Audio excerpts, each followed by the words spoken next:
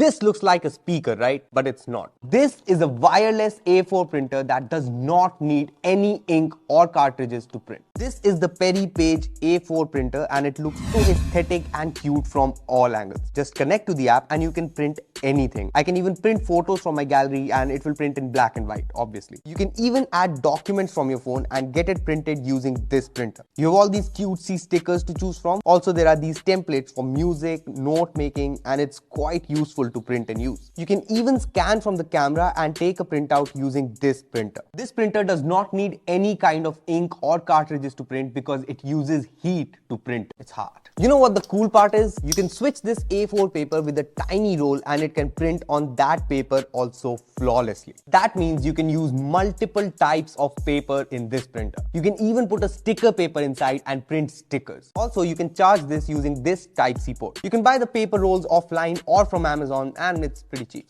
This is made for people who like aesthetic gadgets that don't take up a lot of space and who want portability. I mean, you get my point. Send this to someone who will love this and see you tomorrow. Sade wasted the paper. Idiota.